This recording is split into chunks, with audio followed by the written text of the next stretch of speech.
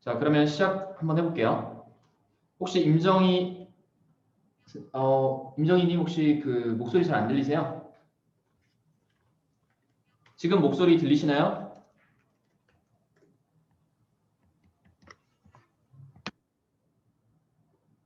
네, 알겠습니다. 바로 시작하겠습니다. 자, 와주셔서 감사드리고요.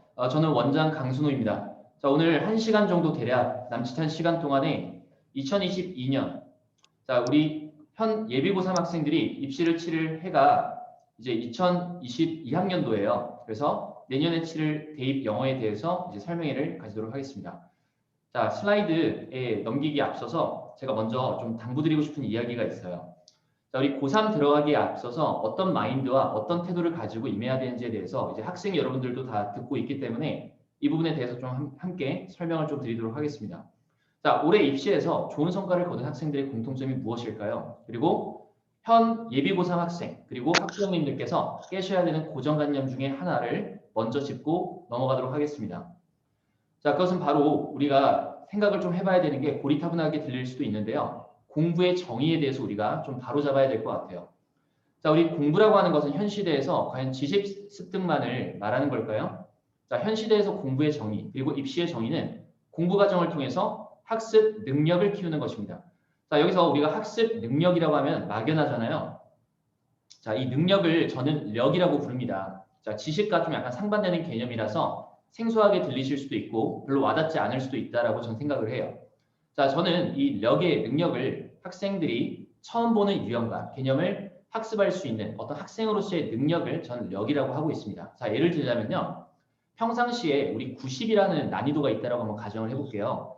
90이라는 난이도를 이해하는데 1시간이 걸린다라고 정의를 한번 해보겠습니다. 그러면 내가 만약에 한 달, 2달 동안에 애써서 공부를 했는데 자, 공부를 하면서 학습 능력 같은 것들이 키워질 거 아니에요. 그랬을 때 반드시 그 학생은 동일한 난이도로 공부를 할 때는 30분 안에 해결을 할 수 있어야 되는 것 같습니다. 자, 바꿔 말하면 평상시 90이라는 난이도를 이해하지 못했던 학생이 있어요. 학습 능력이 키워지면은 이해할 수 있어야 됩니다. 자, 이 안다, 이해한다, 이것의 차이점에 대해서 좀 잠깐 짚고 넘어가자면요.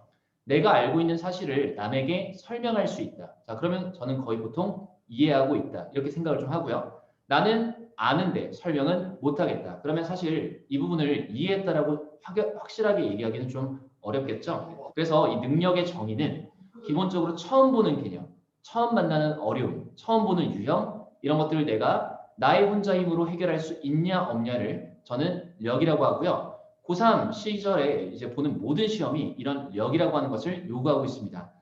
오히려 또 고등학교 요즘은 시대가 빨라져서 고등학교 2학년 1학기 시험부터 이렇게 력을 측정하는 시험들이 굉장히 많이 나와요. 예를 들자면 중학교 때까지는 우리가 암기가 통하던 시험들이 있었잖아요. 중학교 때 교과서 공부를 열심히 하고 외부 지문을 암기하면 점수가 일정 이상 나왔을 거예요. 그런데 이제 고등학교 올라가서 2학기, 1학기까지는 괜찮았는데 2학기, 또 2학년 1학기 이 한 해 한 해 올라가면 올라갈수록 내가 공부를 했는데 점수는 요지부동이고 잘 쉽사리 올라가지 않고 자, 그랬을 때 우리가 고민했어야 되는 게 현 시대는요. 지식평가를 하는 게 아니라 오히려 능력평가를 하는 시험 쪽으로 가고 있어요. 자, 그래서 한 2, 3년 전부터 좀 굉장히 신기한 경험을 좀 많이 하고 있습니다. 3년 전만 해도 보통 이제 학생들이 내신파 그리고 정시파 이렇게 나뉘었어요. 그래서 내신할 애들은 열심히 내신 대비하고 정시로 갈 학생들은 열심히 수능 문제를 풀었었죠. 그런데 한 2년 전부터일까요? 자, 결국은 내신 성적이 고등학교 3학년 때 잘 나오는 학생들이 수능 성적까지 잘 나오더라고요. 당연히 고3 내신의 변별 요소가 이제 지식이 아니라 능력으로 완전히 넘어왔기 때문에 그래요. 자, 이제 저는 이 부분을 확실하게 말씀드리고 싶습니다. 오늘 설명에 앞서서 제가 그 반수요조사 설문지를 보내드렸죠. 거기는 분명히 정시반, 수시반 나뉘어져 있었는데 왜 이 사람은 이런 얘기를 할까? 그렇게 생각하지 마시고요. 저는 그렇게 나눠서 운영하는 목적은 잠시 뒤에 제가 3부에서, 자, 3부. 이 파트가 첫 번째 파트고요. 세 번째 파트에서 설명을 드리겠습니다. 자, 일단 먼저 고3 정시, 수시 구별은 더 이상 의미가 없다라고 생각합니다. 자, 그 이유는요.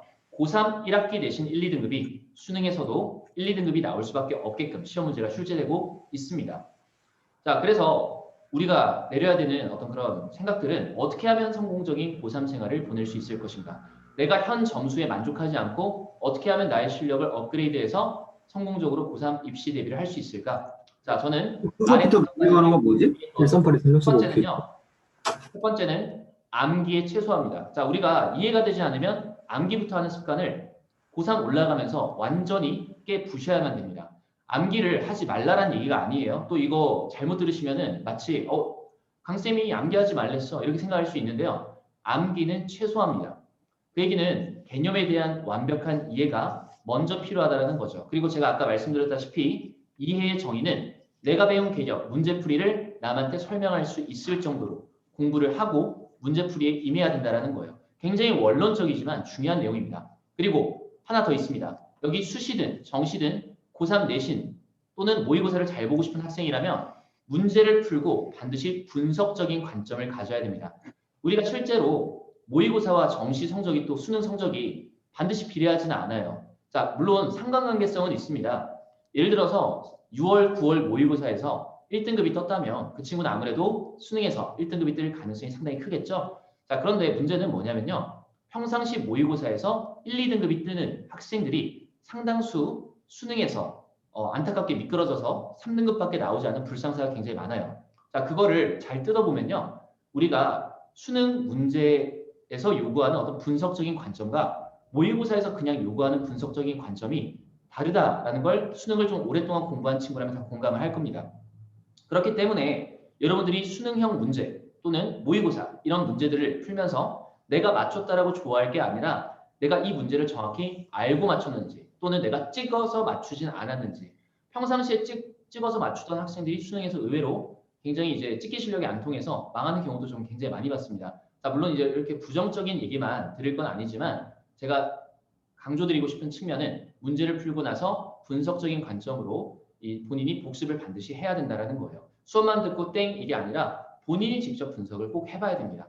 자, 마지막은요. 아까도 말씀드렸다시피 점수가 아닌 나의 학습 능력 자체를 키우려는 노력을 해야 될 것 같습니다. 그리고 저는 아까 분명히 말씀드렸습니다. 학습 능력이라는 건 거저 얻어지는 게 아니라 내가 어려움을 딛고 이겨내야 할, 즉 내가 이해되지 않은 걸 내가 이해 가능하게 공부를 하고 고민하고 사고했을 때 비로소 학습 능력이 키워진다는 측면 재연생뿐만 아니라 학부형님들 꼭 명심해 주셨으면 좋겠습니다. 자, 이제 들어가기에 앞서서 제가 짤막하게 고3 시절에 가져야 되는 마인드에 대해서 제가 말씀을 좀 드렸고요. 자, 이제부터는 이 영어 과목이 우리 고3 학생들한테 얼마나 중요한지 그리고 또는 중요하지 않을 수 있어요. 저는 이거는 상대적이다라고 생각합니다. 지금 내가 타 과목 성적이 어떤지에 따라서도 분명히 전략은 달라져야 되고요. 자, 저는 다른 어떤 영어 학원들처럼 영어 무조건 많이 해야 돼, 무조건 1등급 떠야 돼 이렇게 얘기하지는 않습니다. 만약에 지금 현재 내가 국어 수학이 5등급인데 영어가 1등급이다. 그럼 그 친구는요. 영어를 할 게 아니라 국어 수학을 해야 되는 게 맞아요. 그 친구의 인생의 성공을 위해서라도 그렇게 하는 게 타당하고 합리적입니다. 자, 또는 내가 영어가 3이고 그리고 국어 수학이 3이다. 그런 친구들한테도 영어는 분명히 3순위 과목입니다.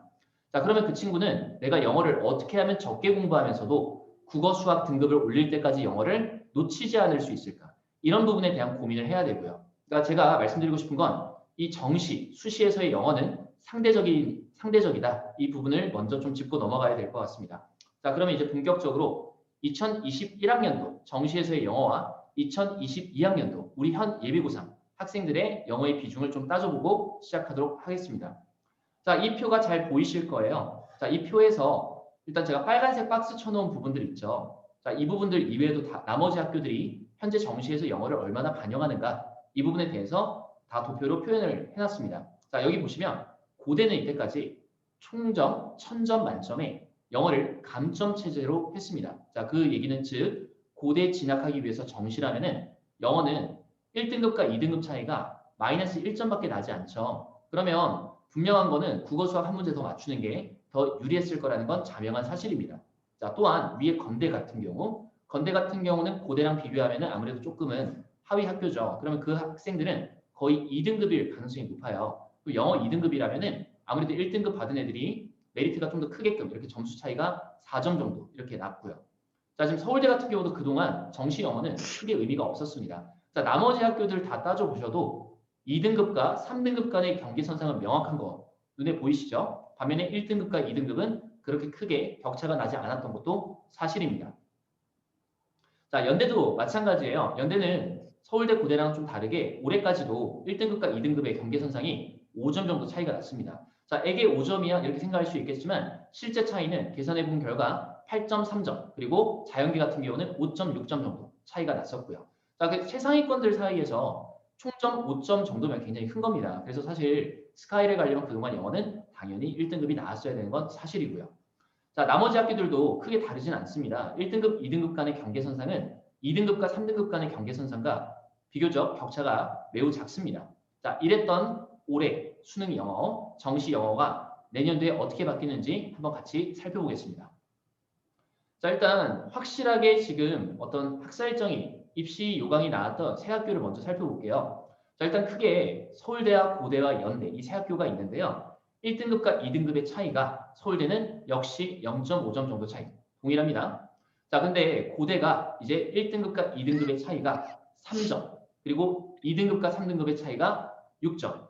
그 전에 1점과 3점 차이가 났던 거를 이렇게 갭 차이를 벌여놨습니다. 그 얘기는 이제 고대는 아무래도 이제 영어적인 측면에서 어느 정도는 기본적으로 2등급 이상은 무조건 보장이 되는 학생이 우리 학교 와라. 이런 취지로 약간 좀 스탠스를 바꿨다고 볼 수가 있고요. 자, 연대 같은 경우는요. 기존과 사실상 거의 동일하죠. 1등급과 2등급 차이는 5점, 그리고 2등급과 3등급 차이는 이렇게 점수가 대충 계산해도 7.5점 정도가 납니다. 자, 우리가 여기서 얻어볼 수 있는 인사이트에 대해서 설명을 좀 드릴게요.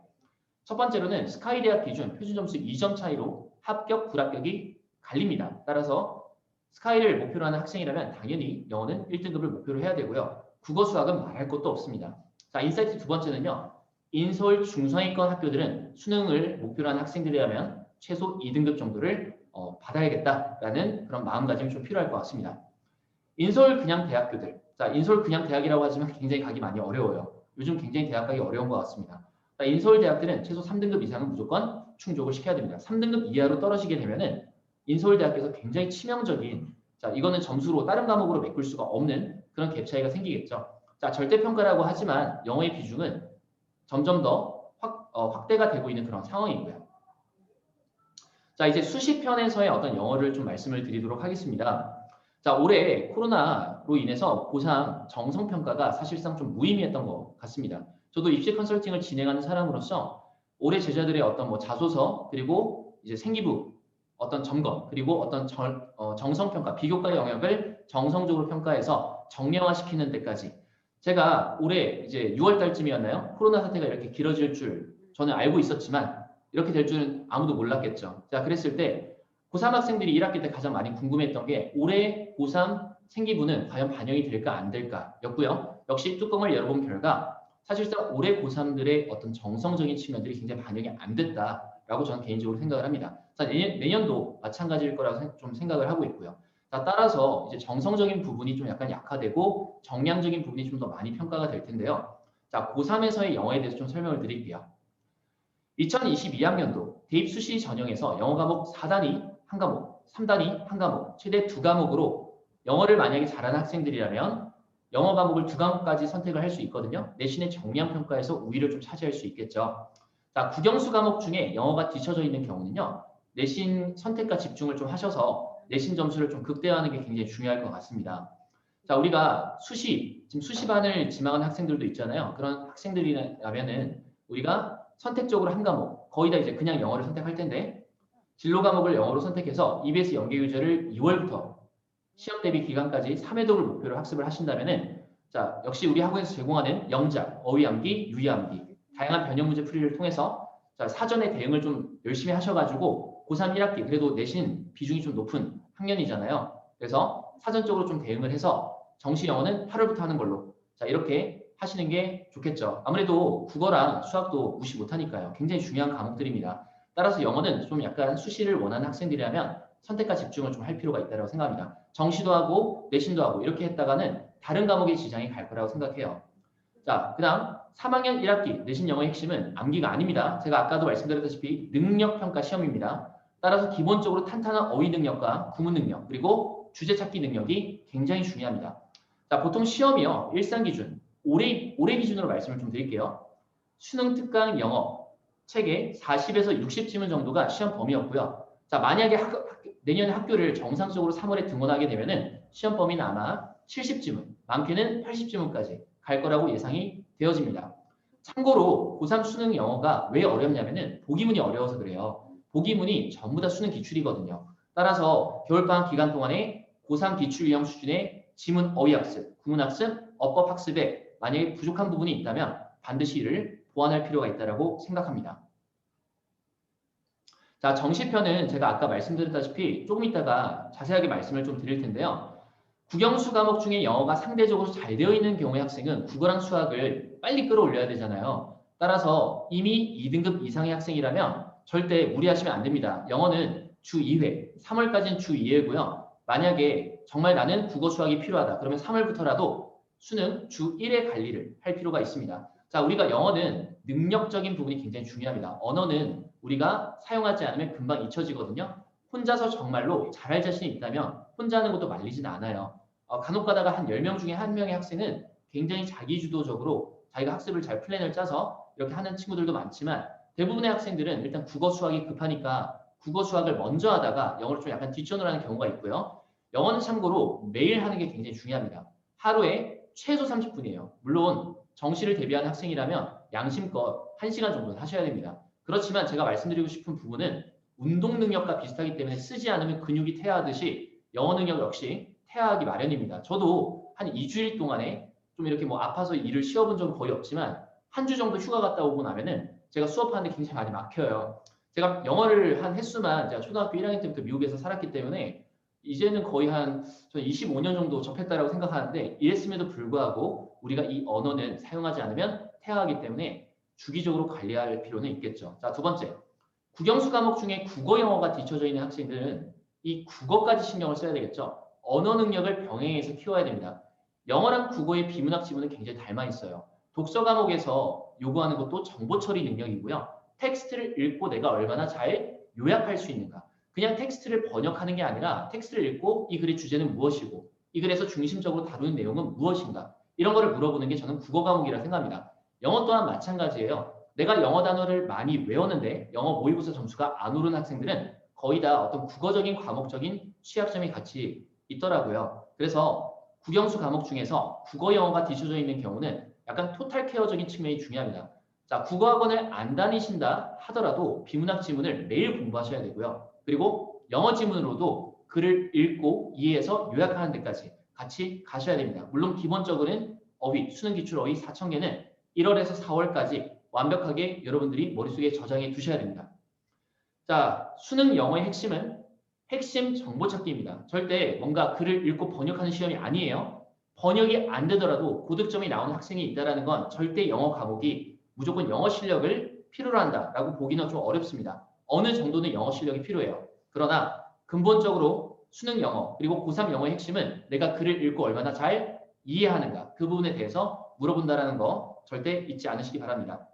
자, 그러면 이제 2부예요. 자, 2부는 제가 설명드리기보다는 옆에 지훈 선생님, 현재 고3을 한 2년째 지도하고 계신 지훈 선생님께서 올해 수능 영어에 대해서 트렌드에 대해서 분석해 드리도록 하겠습니다.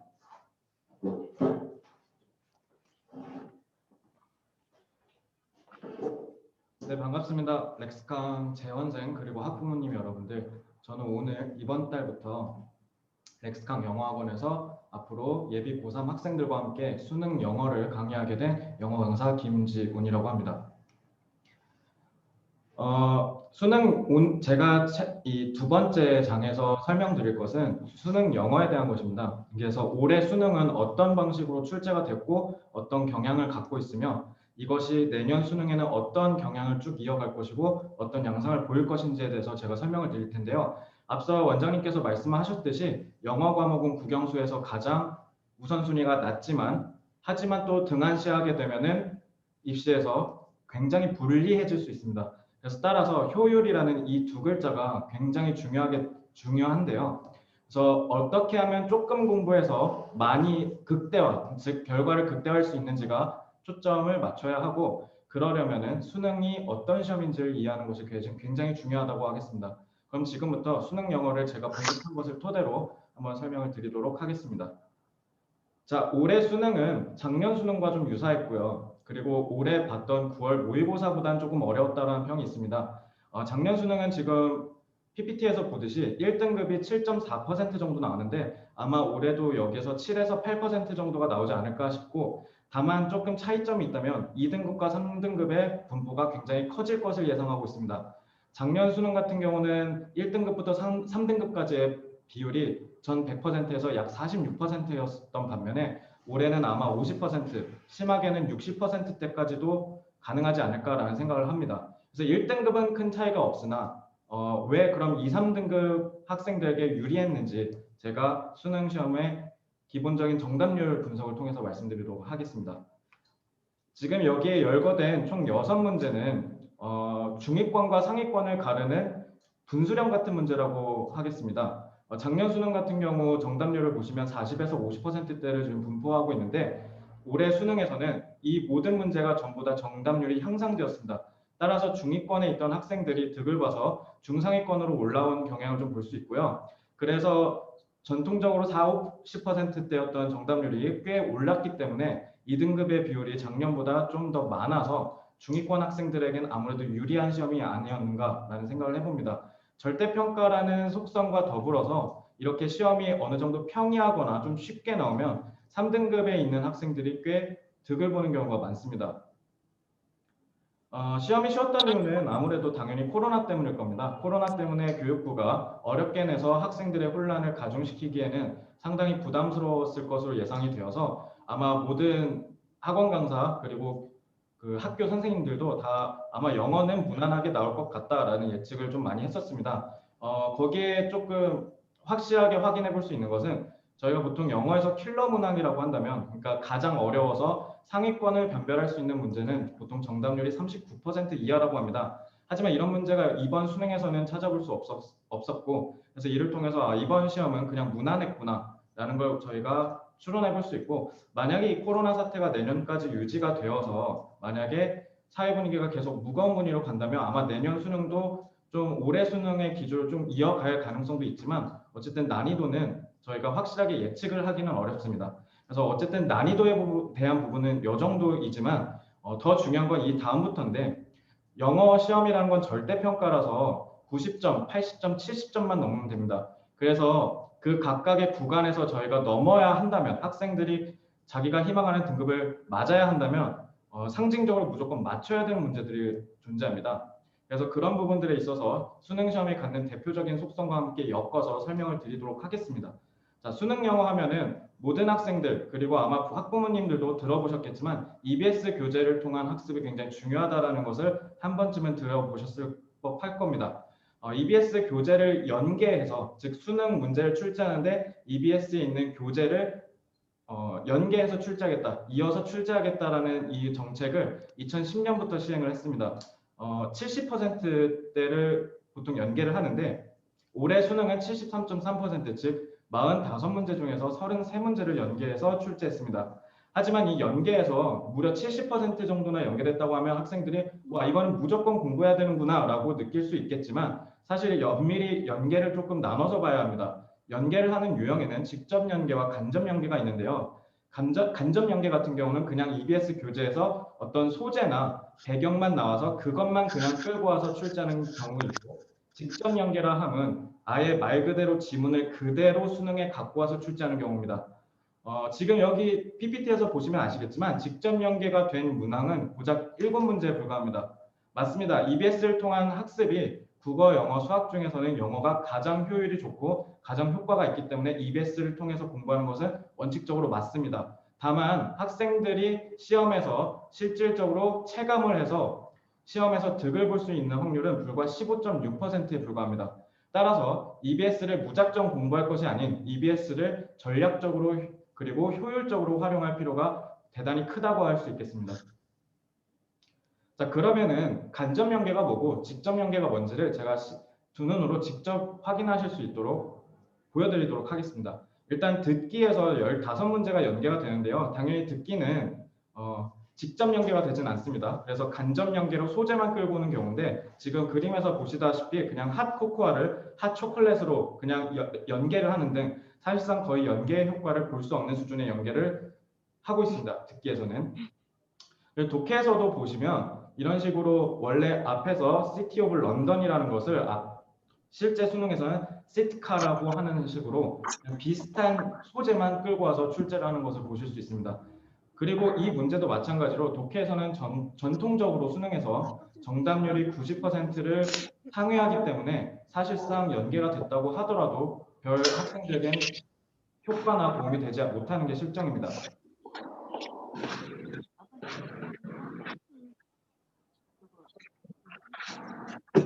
자, 그리고 그 다음에 간접 연계되는 경우는 그냥 말 그대로 키워드만 갖고 오는 경우입니다. 그래서 오른쪽에서 보시면은 수능에서 직접 보면은 environmental journalist라고 해서 환경 기자, 즉 환경 저널리스트들이 어떤 생각을 하는가라는 문제가 시험에 출제됐었는데 EBS 같은 경우에서는 네모칸에서 보시듯이 green economists, 그래서 환경 경제학자들의 생각, 그래서 환경이라는 똑같은 키워드를 통해서 간접적으로 인용해서 출제한 경우입니다.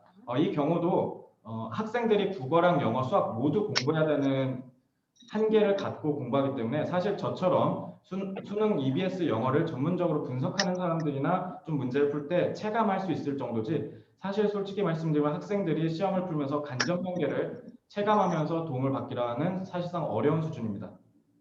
자, 그럼 직접 연계를 직접 보겠습니다. 직접 연계 같은 경우는 말 그대로 앞서 말씀드렸듯이 그대로 지문의 전체를 인용해서 출제하는 경우인데요. 출제하는 유형만 바뀝니다. 그래서 오른쪽에서 보시면 실제 수능에 나온 시험은 빈칸 추론 문제였는데 그 빈칸에 해당하는 문제, 그 빈칸에 해당하는 내용조차도 그대로 인용해서 출제한 것을 보실 수 있습니다. 자, 그 다음 문제도 마찬가지로 그대로 끌고 온 경우인데 마찬가지로 이 문제는 문장 삽입이라 해서 위에 있는 네모 박스에 있는 문장을 어디에다 넣어야 하냐인 건데 이 순서마저도 그대로 연계해서 출제한 문제입니다. 자, 그럼 직접 연계를 보시면은 분명히 영어에서 EBS를 학습하는 게 효용 가치가 있다는 것을 확인은 하실 수 있습니다. 간접 연계 같은 경우 아까 26문제라고 말씀드렸는데 그 중에 15문제는 전부 다 듣기에서 출제되며 그 11문제 독해 중에서도 7문제는 어차피 정답률이 90%가 넘는 문제들이기 때문에 사실상 연계 효과가 거의 없다고 보셔도 됩니다.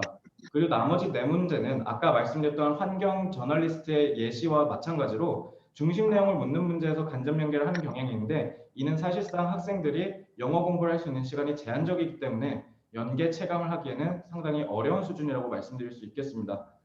그렇다면 직접 연계에서 7문제를 조금 더 파헤쳐 보면은 어법 문제도 직접 연계되는 추세지만 어법 문제는 사실상 아이들이 어법과 관련된 사항들을 일일이 다 체크해서 암기해서 학습하지 않는 이상은 사실상 연계 효과를 보기가 어렵습니다. 그렇다면 연계 효과를 직접적으로 볼 수 있는 문제는 총 4문제밖에 되지 않는데 그것은 앞서 말씀드렸던 빈칸 추론 2문제와 그 다음에 순서별, 문장 삽입 이 총 4문제라고 할 수 있겠습니다. 그래서 이 4문제는 그대로 인용을 하기 때문에 분명히 전략적으로는 가치가 있습니다. 다만 EBS를 통해서 학습을 했음에도 불구하고 정답률이 그렇게 높은 편은 또 아닙니다. 앞서 보여드렸던 어법과 삽입 같은 경우 정답률이 50%에 그치고 말았는데요. 사실 그 이유를 조금 보면 다각적으로 분석이 가능하겠지만 그 중에 하나만 말씀드리면 수능 특강이라는 교재와 수능 완성이라는 교재가 연계가 되는데 총 영어는 3권입니다. 이 3권을 다 11월 둘째 주 목요일 전까지 학습을 완료를 해야 되는데 일단 수능 특강 같은 경우도 2월 말에 출시가 되고 수능 완성은 6월 초 내지는 6월 중순쯤에나 풀어볼 수 있습니다. 근데 그런 짧은 시간 안에 학생들이 총 학습해야 되는 지문의 개수는 무려 618개가 됩니다. 그래서 이 618개를 그냥 대충 흘려서 읽지 않고 정확히 한 문장 한 문장 그리고 한 지문 한 지문을 이해하면서 소재를 암기하면서 공부하기라는 사실상 불가능한 수준입니다. 따라서 정답률이 낮은 이유 중에 하나는 학생들이 애초에 수능 완성과 수능 특강을 전체 다 공부하지 못해서 생긴 원인이라고 보실 수도 있습니다. 다음에 EBS 연계에 지나치게 매몰된 탓에 EBS에만 초점을 두고 학습을 하느라 기본적인 독해 연습 그리고 기본적인 청해 연습을 소홀히 해서 생기는 문제입니다. 앞서 말씀드렸듯이 23번과 24번은 굉장히 상징적인 의미를 가지고 있습니다. 주제 문제와 제목 문제는 중심 내용을 맞추는 문제라서 간접 연계가 되는 부분 중에 하나인데 기본적으로 이거는 EBS를 통해서 효과를 보는 것이 아니라 학생이 기본적으로 갖고 있는 독해력을 통해서 평가를 받는 문제입니다. 따라서 23번과 24번을 틀리게 되면 사실상 2등급 이상을 맞기가 불가능해집니다. 그래서 굉장히 상징적인 의미를 갖고 있는데 지금 정답률을 보시면 아시겠지만 그렇게 높은 편은 또 아닙니다. 그래서 따라서 2등급 이상을 맞고 싶어하는 학생들이라면 23번과 24번 같은 문제를 무조건 맞출 수 있는 역량을 길러야 되기 때문에 반드시 기본적인 청해와 기본적인 독해 연습을 반드시 동반해서 학습을 해주셔야 합니다. 그래서 EBS 교재와 더불어서 청해와 독해 연습을 반드시 해주실 것을 당부드리고 듣기를 제가 지금 계속 강조하고 있는데 듣기를 꼭 학생들이 특히 2등급과 3등급에 분포하고 있는 학생들이 틀려옵니다. 그래서 듣기 같은 경우는 기준을 꼭 말씀을 드리면 10번의 모의고사를 봐서 단 한 번이라도 틀린 경험을 갖고 있는 학생이라면 반드시 듣기 연습을 해주셔야 됩니다. 안 그러면은 수능이라는 시험은 실제로 실전이라서 굉장히 떨리기 때문에 원래는 들렸던 듣기 문제가 긴장해서 안 들리는 경우가 생기기도 하기 때문에 반드시 듣기를 한 번이라도 틀린 학생이 있다면 꼭 참고해서 공부를 계속적으로 해주셔야 합니다. 그러면 우리가 원하는 궁극적으로 영어 1등급을 가려고 한다면 즉 90점을 넘으려면 우리가 어떤 산을 넘어야 하는가를 마지막으로 말씀을 드리도록 하겠습니다.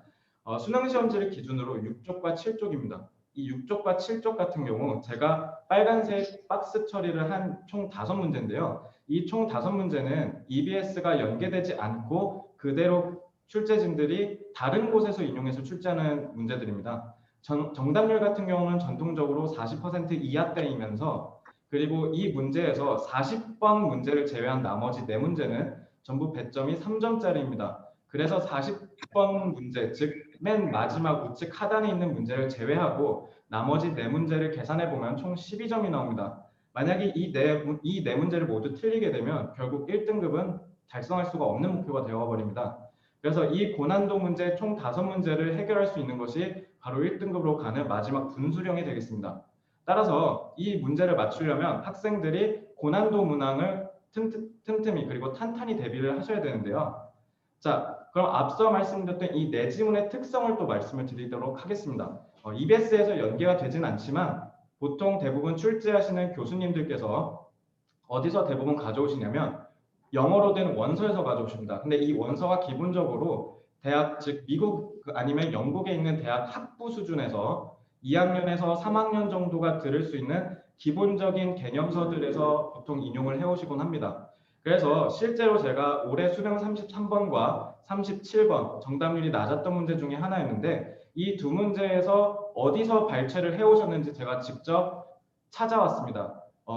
왼쪽에서 보시는 이 두 지문이 바로 그 인용된 부분인데요. 이 부분을 아예 그대로 갖고 와서 출제하셨습니다. 그래서 이를 통해서 저희가 짐작할 수 있는 부분은 무엇이냐면 EBS 직접 연계와 동일하게 그대로 인용해서 출제한다는 것은 기본적으로 외국인들이 읽는 방식과 유사하고 비슷한 방식으로 영어 지문을 출제한다는 것입니다.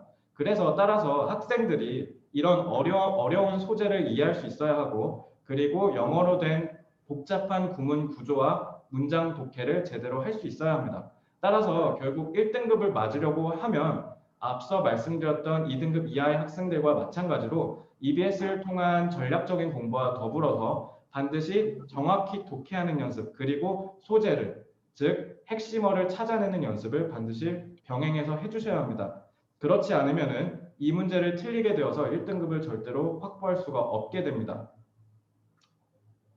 자, 그러면은 올해 수능에 대해서 한번 가늠해 보겠습니다. 올해 수능은 작년에도 한번 바뀌었는데 올해도 한번 바뀝니다. 영어 외적인 부분을 조금 말씀드리면 문이과 부분이 폐지되고 제2외국어가 절대평가로 전환되는 등 한 번 더 바뀌게 되는데요. 영어 같은 경우는 변화되는 부분이 딱 한 군데 존재합니다. 앞서 말씀드렸듯이 EBS 연계율이 70%라고 말씀을 드렸는데 내년 학생들부터는 50%로 축소가 됩니다. 따라서 33문항이 연계됐던 올해 수능과는 달리 내년 2022학년도 수능을 준비하는 수험생들은 아마 22에서 23문항으로 축소될 가능성이 높습니다. 이와 더불어서 내년부터 정시 선발 비율이 올라가기 때문에 영어는 절대평가라는 속성 때문에 아무래도 출제진들이 변별력을 확보하겠다는 명분으로 직접 연계로 앞서 말씀드렸던 간접 연계가 아닌 직접 연계를 더 축소할 가능성도 있지 않을까라는 생각을 좀 해봅니다. 그래서 따라서 EBS가 절대적인 중요성이 내년부터는 감소하는 추세에 있기 때문에 EBS의 전략적 활용이 더욱 더 중요해지는 시점이라고 말씀드릴 수 있겠습니다.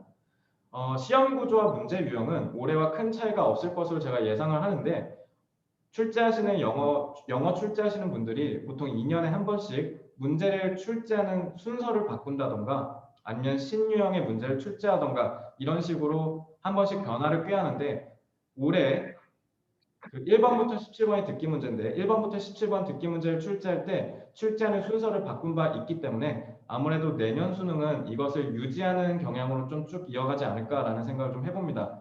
그래서 내년 수능을 준비하는 학생들은 올해 수능을 기점으로 기본으로 삼아서 전략적으로 좀 준비하실 필요가 좀 있겠고 앞서 말씀드렸듯이 수능 같은 경우는 절대평가라는 속성을 갖고 있기 때문에 옆에 있는 학생의 상대적인 위치가 전혀 도움이 되지 않습니다.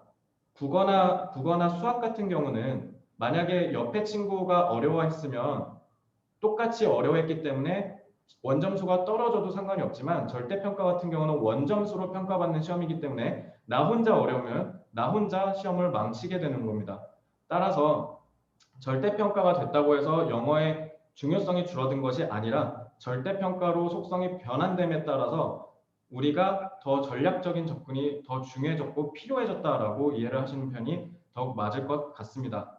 따라서 이번 수능을 준비하는 예비 고3 학생들은 이러한 수능의 속성을 반드시 확인하시고 여기에 맞춰서 수능을 준비하실 수 있어야 할 것이고 그리고 저희 렉스칸 영어학원에서는 이러한 모든 변수와 모든 요소들을 학생들이 탄탄히 준비할 수 있도록 커리큘럼을 탄탄하게 아주 치밀하게 짰기 때문에 학생들이 잘만 믿고 따라와 준다면 아마 올해 수능, 즉 내년 수능 문제없이 그리고 대입도 문제없이 준비할 수 있지 않을까 생각합니다.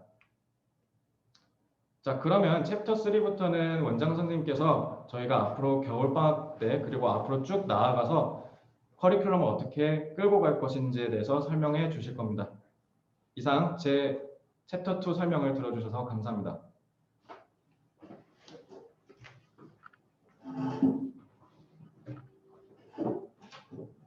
네, 이제 남은 부분 자체가 이제 챕터 3. 이제 우리 학원에서 내년도에 어떤 식으로 이제 우리 학생들을 대입에 확실하게 성적을 끌어올릴 것인가 이 부분에 대해서 말씀드리도록 하겠습니다.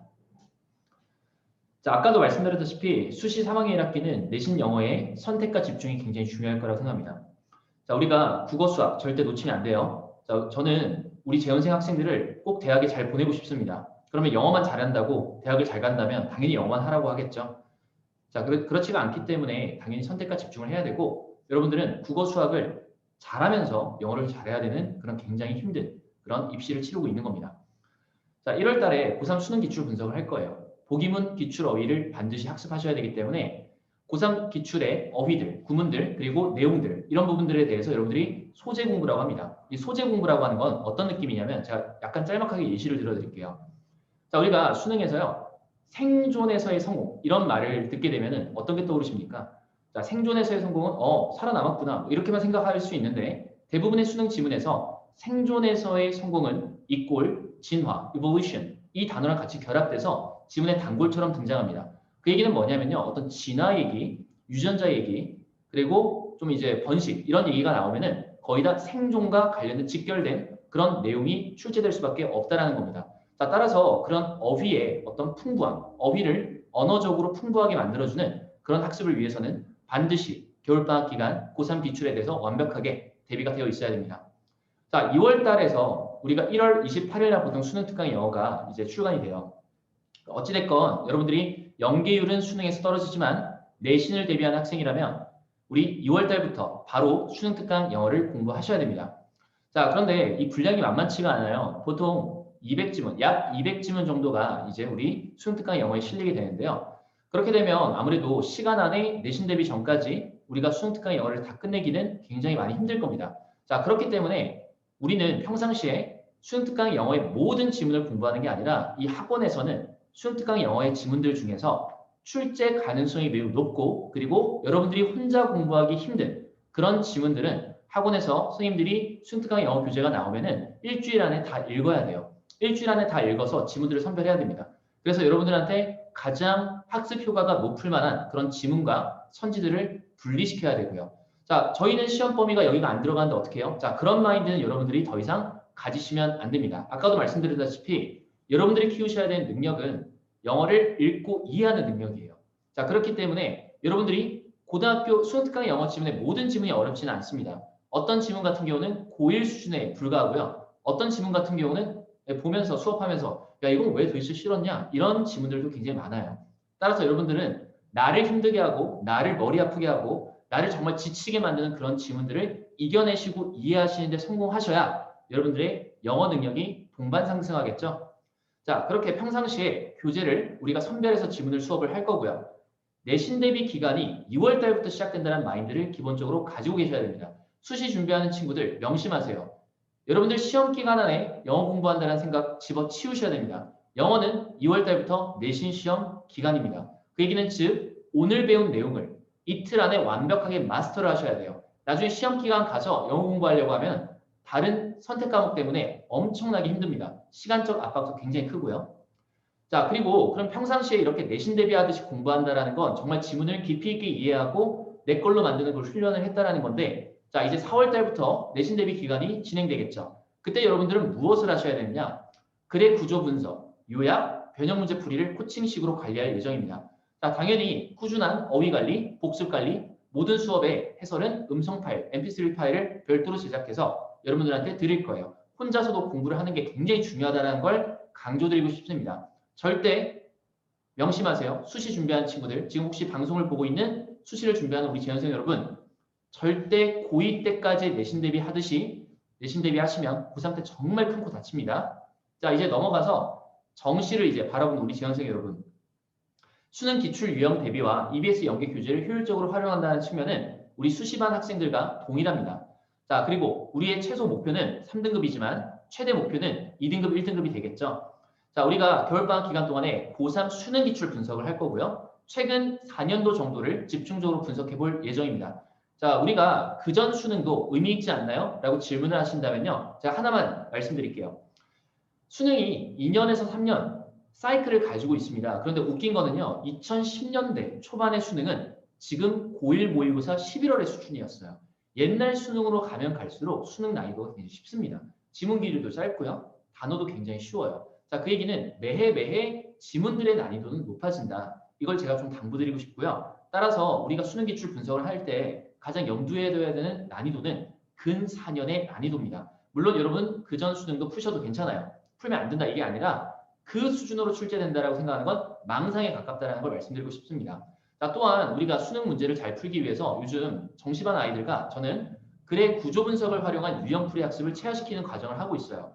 우리 정시반 아이들 1월달 역시 마찬가지로 이 부분은 계속 유지 그리고 업그레이드를 하셔야 되고요. 자, 2월 달부터는 주 1회 EBS 연계교재도 선별해서 지문 공부를 할 겁니다. 그리고 주 1회는 고3 기출풀이를 계속 이어나갈 거고요.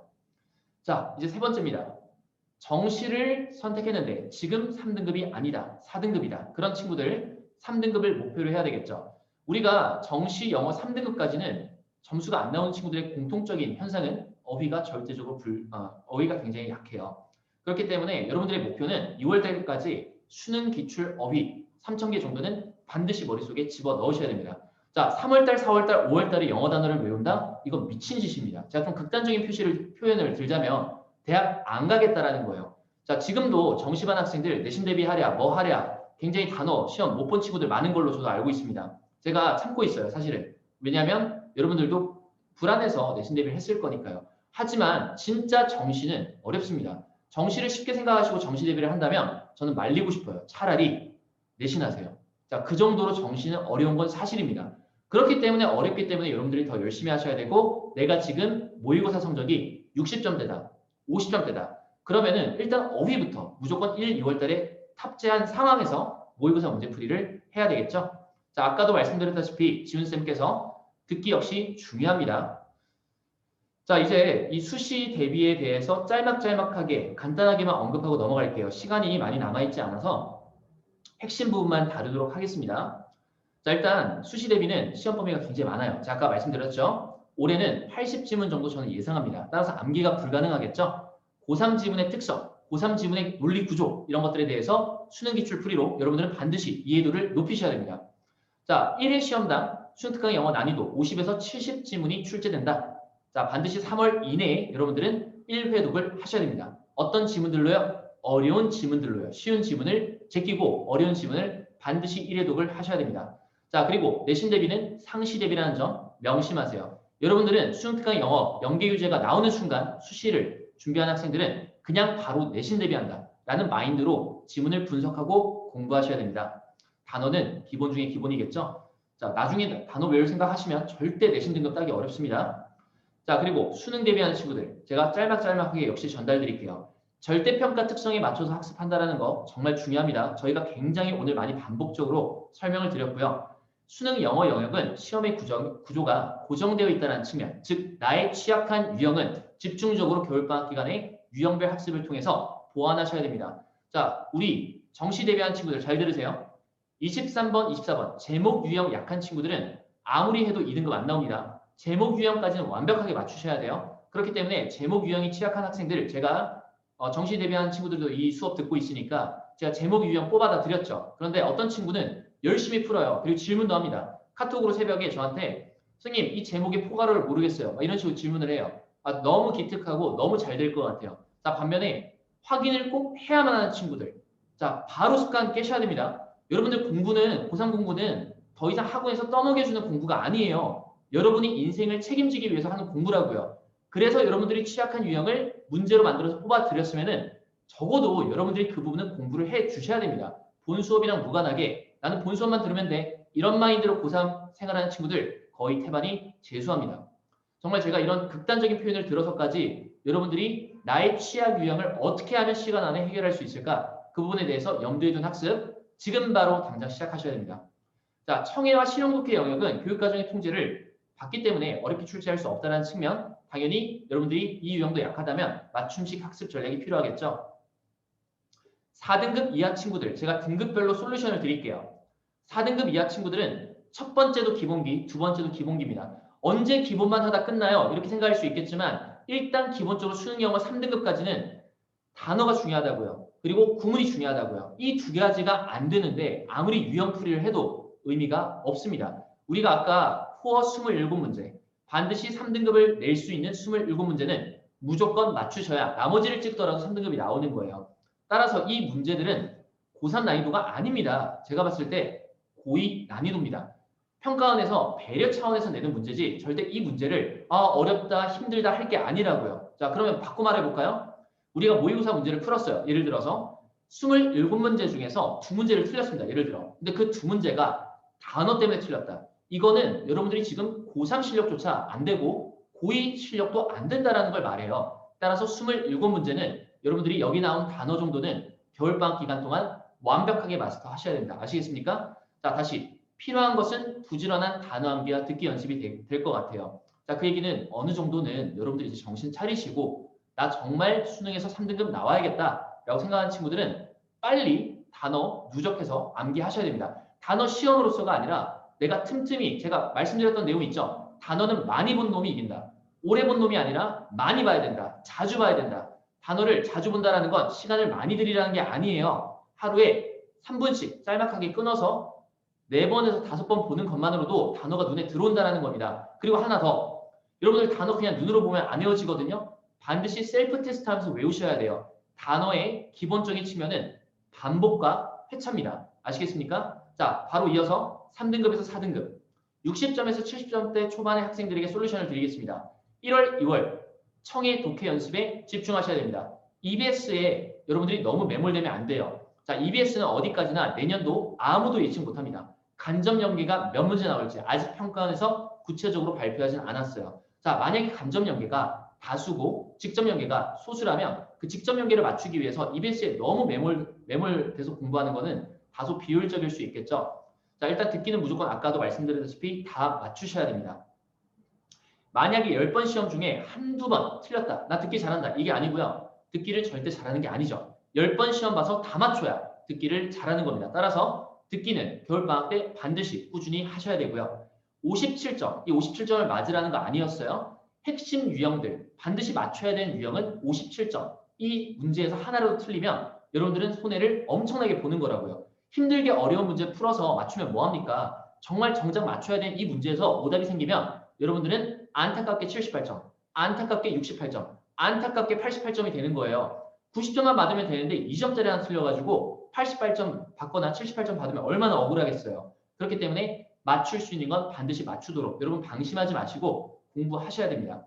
자, EBS 교재는 여러분들이 만약에 기출풀이 그리고 코어 57점 완벽하게 맞출 때 EBS 저희가 선별해드리는 지문만 집중적으로 공부하셔도 여러분들 충분히 연계 효과를 간접적으로 느끼실 수 있을 겁니다. 자, 이제 2등급에서 3등. 3등급 친구들 잘 들으세요. 영어만 잘한다라고 대학을 갈 수는 없겠죠. 자, 저도 이 부분 굉장히 많이 인정하고요. 국어, 수학이 우선입니다. 그렇다고 영어를 버려서는 안 돼요. 자, 과목의 학습량과 분배를 최적화시켜야 됩니다.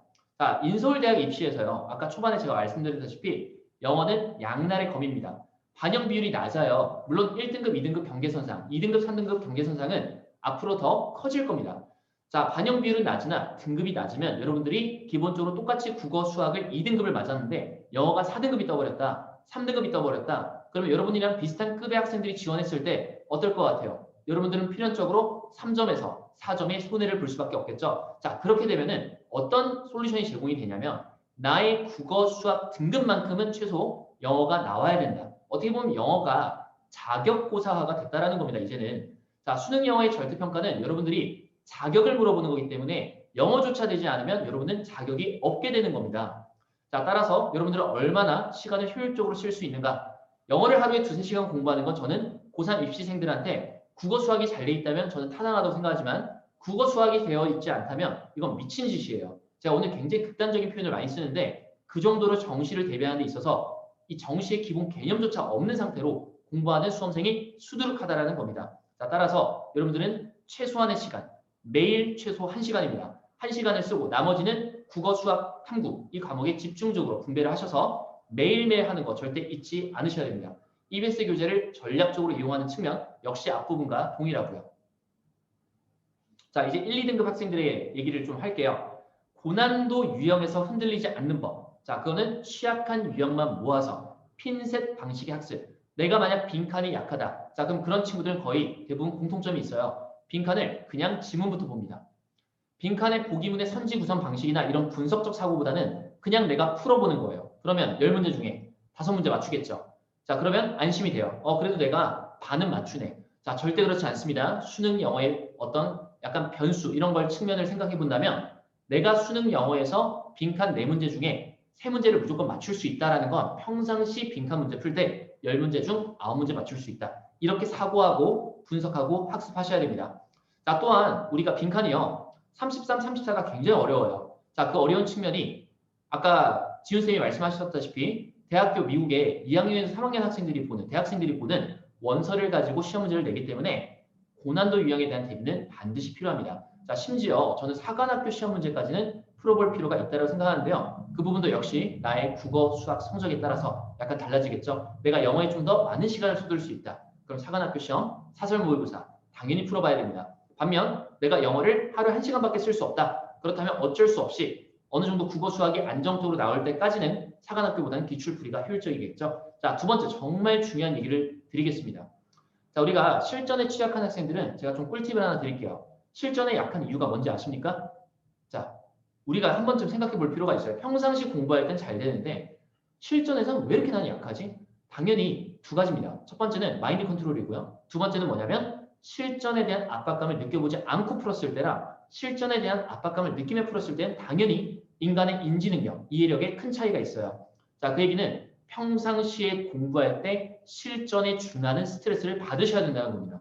평상시에 스트레스 받지 않고 공부하는데 어떻게 시험에서 시험을 잘 볼 거라고 생각을 할까요? 자, 우리 고정관념을 깨세요. 스트레스가 무조건 나쁜 게 아닙니다. 여러분은 내년 정시에서 여러분들이 1등급을 받으려면 1등급에 준하는 스트레스를 받으셔야 돼요. 그럼 평상시 문제 풀 때 어떤 느낌으로 풀어야 되냐면 자, 내가 평상시 독서실에서 공부를 하고 있습니다. 본인에게 세뇌를 걸어야 돼요. 나 이거 틀리면 대학 떨어져. 자, 이 정도 압박감 느껴보면서 수능 보지 않을까요? 수능 보는데 소풍 온 것처럼 편하네, 오늘 즐겁네 이렇게 문제를 풀지 않을 거잖아요. 그쵸? 그러면 적어도 평상시 문제 푸실 때 마인드가 어떻게 돼야 돼요? 평상시에 문제 풀 때 나 이거 틀리면 대학에 못 가. 이런 느낌을 가지고 여러분들이 수능을 풀지 않는다면 절대 수능에서 당연히 실전의 압박감 때문에 무너질 수밖에 없겠죠. 자, 따라서 여러분들이 마인드 컨트롤을 배운다는 거는 내가 얼마나 실전적인 느낌으로 평상시에 공부를 하는가가 저는 해답이라고 생각합니다. 자, 그런 부분을 실전 연습을 통한 지속적이고 효과적인 관리는 주로 9, 10, 11월 달에 많이 이루어지는데요. 그렇진 않아요. 이때만 긴장하라는 게 아니라 여러분들은 지금부터 마인드 자체 다 뜯어 고쳐야 됩니다. 실전이 취약하다는 얘기는 핑계예요. 여러분들이 운동선수들이 얼마나 연습 경기 때 살벌하게 연습하는지 아십니까? 오죽했으면 자, 영국의 프리미어 리그라고 있어요. 거기서 부상의 빈도를 측정해 봤더니 놀라운 일이 있습니다. 실제 축구 시합에서 부상당하는 비율보다 연습 경기에서 부상당하는 비율이 더 크대요. 자, 이 말은 즉 그들조차도 연습의 중요성을 굉장히 많이 알고 있다는 거죠. 자, 이 자리에서 다시 한번 말씀드리겠습니다. 고3은 장난이 아니에요. 겁먹으라는 거 아니에요. 고3은 장난이 아닌 이유는 공부한 실력이 수능에서 발휘되기가 많이 어렵다는 겁니다. 그렇기 때문에 여러분들은 어떤 마인드가 필요하다고요? 평상시 공부할 때 긴장하시란 말입니다. 자, 그리고 우리 학원의 정시 커리큘럼에 대해서 좀 설명을 드리겠습니다. 자, 정시반은 스텝 1, 고3 수능 유형 분석, 2, 3월 달에 수능 기출을 연 3월 달부터 우리가 EBS 지문을 선별해서 수능 기출을 훈련할 겁니다. 그리고 파이널 대비를 8월에서 11월 이렇게 하겠죠. 자, 이 자세한 자료에 대한 거는 제가 나중에 학생 여러분들한테 전부 다 복사물, 학원에 오셔서 복사물로 받아가실 수 있을 테니까 필기하실 필요는 없고요. 자, 그리고 수시반 같은 경우는 우리가 아까도 말씀드렸다시피 2월 달부터 사실상 내신 대비의 선행이 이루어집니다. 그래서 수능 특강 영어를 3월까지 완독하는 걸 목표로 공부하셔야 되고요. 자, 4월 달부터 7월 달까지는 내신 대비에 대한 집중 기간이 되겠죠. 또한 여러분 자소서, 생기부 관리 이런 거 병행할 거기 때문에 사실 정시 대비를 많이 본격적으로 하기는 힘듭니다. 따라서 본격적인 정시반 합류는 아마 8월 달이 되겠죠. 그렇다고 제가 오늘 서두에 말씀드린 거 잊지 않으셔야 됩니다. 정시와 수시는 이제 의미가 없습니다. 분별 자체가. 그렇다고 내신 대비를 목숨 걸면서 암기하지 않아야 됩니다. 이제 여러분들은 수능에서도 내신에서도 통하는 능력 자체를 내가 어떻게 하면 키울까를 고민하셔야 돼요. 이거는 영어뿐만이 아닙니다. 여러분들 국어 학원이나 수학 학원 선생님한테 반드시 이 부분에 대해서 물어보세요. 선생님, 제가 고3 때 수학을 잘하려면 어떻게 해야 됩니까? 그러면 그분들이 말씀하시는 모든 공통점이 있어요. 능력입니다. 여러분들은 지식과 능력을 절대 착각하셔서는 안 됩니다. 내가 문제풀이를 보고 아는 건 지식입니다. 내가 문제풀이를 나 혼자의 힘으로 이해하고 남들한테 설명할 수 있다는 거, 그건 능력입니다. 앞으로 여러분들은 내년도를 위해서 마인드 자체를 오늘 시간을 이유로 완전히 뜯어 고치셔야 됩니다. 자, 이제 더 마지막으로 이 장면만 남았습니다. 우리 1, 2월달 커리큘럼은 이 화면과 다음과 같고요. 자, 총 6개 반 정도가 편성이 될 것 같습니다. 자, 반 정원이랑 수업 교재, 주 수업 목표는 다음과 같습니다. 이 부분을 하나하나 일일이 설명드리기는 힘들 것 같아요. 그래서 조금 더 자세한 커리큘럼에 대한 설명은 제가 오늘 영상을 통해서 충분히 우리 학원이 어떻게 우리 고3 학생들을 능력을 극대화시킬지에 대해서 말씀을 드렸다고 생각을 하고요. 일단 여러분들이 체크하셔야 되는 건 뭐냐면 다음 주 월요일 12월 21일 이 부분이에요. 12월 21일 저녁 10시 전까지 예비고3 사전 수요 조사를 마무리할 계획입니다. 자, 사전 수요 조사를 우선적으로 해서 반편성을 할 예정이고요. 제가 문자를 드렸을 거라고 생각을 합니다. 이 문자에 보시면은 본인이 수업 가능한 어떤 요일들을 선택할 수 있는데요. 기본적으로 세트 자체가 월금반, 화목반으로 구성되어 있고 수토반, 수시반 이거는 여러분들이 잊어주세요. 이 부분은 약간 수정이 좀 될 것 같고요. 자, 월금반 그리고 화토반의 수시반이 한 반씩 개설되고 정시반은 총 4반 정도를 개설할 텐데요. 이 부분은 유동적일 수 있습니다. 만약 여러분들이 정시 선택하는 친구들이 많으면은 당연히 정시반이 더 많이 개설될 거고요. 수시를 선택하는 학생들이 많으면은 수시반을 더 개설할 거니까요. 이 부분, 이 장면에 대한 거는 여러분들이 내가 빨리 렉스캉 영어에서 보내준 어떤 사전 수요 조사에 빨리 답장해서 보내야 되겠구나. 이렇게 좀 생각해 주시면 좋을 것 같습니다. 자, 수업 교재들은 거의 다 자체 교재예요. 내년도 EBS 교재가 나오기 전까지는 자체 교재이기 때문에 여러분들이 반 편성에 따라서 교재는 약간 다를 수 있다는 측면, 그리고 아까 오늘 말씀드렸던 내용 1등급, 2등급, 3등급, 4등급이 가장 겨울방학 때 뭘 우선시해야 되는지는 제가 충분히 전달드렸을 거라고 생각됩니다.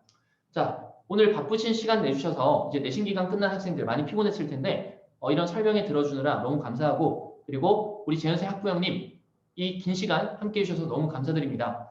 자, 이제 우리한테 남은 거는 내년도에 얼마나 열심히 공부를 해서 나의 어떤 최적의 점수를 만들 수 있는가, 그 일만 남은 것 같아요. 여러분들 지금 방심하시면 안 되고요. 주변 친구들이 내신 끝났다고 놀자, 뭐 게임하자, 뭐 만나자 이런 얘기할 때 코로나인데 뭘 만납니까? 집에서 이럴 때 아니면 언제 공부해요?